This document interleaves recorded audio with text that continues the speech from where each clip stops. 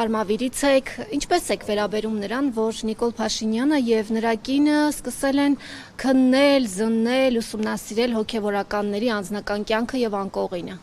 Վարչապետը արդեն մեկնաբանել է, ես ավելացնելու բան չունեմ։ Ընդունելի է ձեզ համար այդ մեկնաբանությունները, այսինքն կարելի է մտնել մարդու անձնական կյանք այդ աստիճան։ Կուսակրոնության հարցը հոգևոր հարց է եւ դա անձնականի հետ պիտի ասեմ մի կապեք։ Ինչ տեղեկություններ է ստացել իշխանությունը հոգևորականների վերաբերյալ, այդ թվում եւ սեռական բնույթի։ Ես այդպիսի բաներին չեմ տիրապետում։ Նիկոլ Փաշինյանն էր գրառում արել հա սրբազաններից մեկի եւ նրա քերակնոջ հնարավոր կենակցման։ Ես ինֆորմացիայի չեմ տիրապետում, նորից ասացի։ Բայց այս եկեղեցի իշխանություն արճակատումը այս կաթողիկոսը բարձաբանումներ ներկայացնի, դուք համարում եք, որ դա ճիշտ է։ Հրապարակային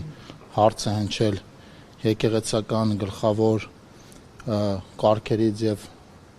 պայմաններից մեկի մասով եւ կարծում եմ պիտի հրապարակային պատասխան։ Հրապարակային ինչ հարցին չի պետք է պատասխանել, նույնիսկ կարող է կաթողիկոսը հարցին չստել ձեր մասին եւ պատասխան ակնկալել։ Եթե ինձ որպես պետական պաշտոնյա հրապարակային հարց հնչի, օրինակ ես ներգրաված եմ կոռուպցիոն սխեմաների մեջ թե ոչ, ես հրապարակային պատասխան կտամ, որ ոչ։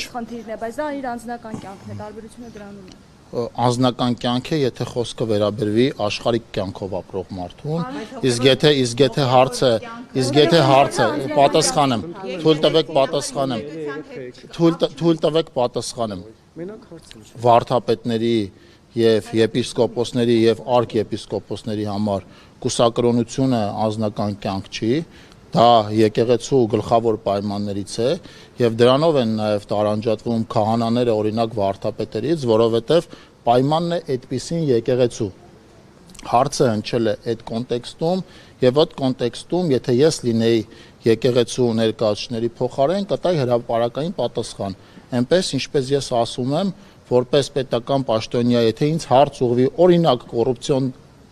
այս կամ այն սխեմայի մեջ իմ ներգրավվածության մասին, ես չեմ խուսափի այդ պատասխանից եւ կտամ հրապարակային պատասխան։ Սա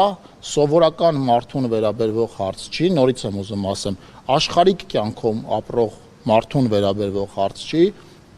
եւ այո, եթե դա եկեղեցում կուսակրոնությունը որոշակի ուրեմն պաշտոնից վերև ինքը պարտադիր պայման է, այո, պիտի այդտեղ հնչի հրապարակային պատասխան։ Եվ իմիջիալոց այդ պայմանը իշխանությունները չեն բերել։ Այդ պայմանը դարերով ավանդույթներով փոխանցված պայման է եւ հարցը ընդամենը այդ կոնտեքստում։ Հիմա ձեր կարծիքով սրբազանությամբ անկախ ինստիտուտներ են։ Ենթադրենք սրբազաններից ոմանք կամ կաթողիկոսի երեխա ունի։ Պետությունը ինչպես է պատրաստվում այդ հարցը լուծել։ Ինչ մեխանիզմներ կա, իրավական ինչ գնահատական։ Ես նորից եմ ասում, հարցը տարածքային կառավարման եւ ենթակառուցվածքների նախարարության տիրույթում չէ։